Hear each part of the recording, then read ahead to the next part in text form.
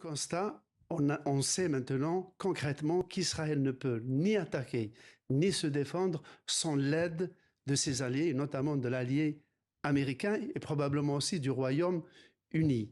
Jusqu'ici, on disait qu'Israël était une puissance nucléaire, balistique, cyber et qu'elle pouvait mener une guerre à peu près avec une très grande part d'autonomie. Premier point. Deuxième point, le territoire israélien n'est plus sanctuarisé.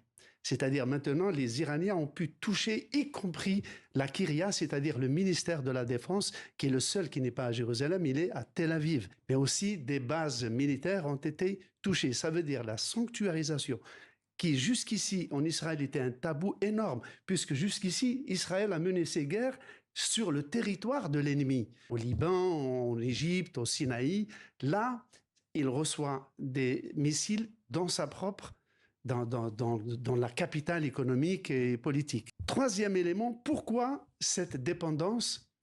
Parce que pour la première fois depuis la guerre du Kippour, depuis 1973, Israël affronte un véritable État à 1600 km de distance. Jusqu'ici, l'armée israélienne, toute puissante, n'a guerroyé que contre des milices palestiniennes ou libanaises ou houthis.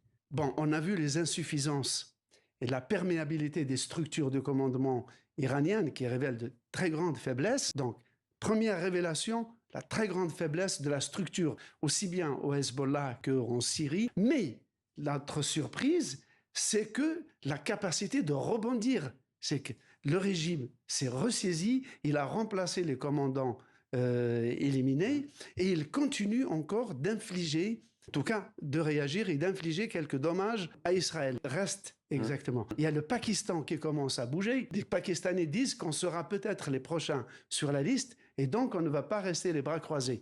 Et il y a évidemment le silence de la Russie, de la Chine et de la Turquie qui ont condamné. Les pays arabes du Golfe ont condamné. Ce qui se passe, pour terminer, c'est que si Israël dépend de l'aide américaine et britannique, s'ils veulent frapper les structures qui sont souterraines, ça veut dire qu'il faut que les Américains envoient des armes de catégorie supérieure et ce serait donc un cas de co-belligérance.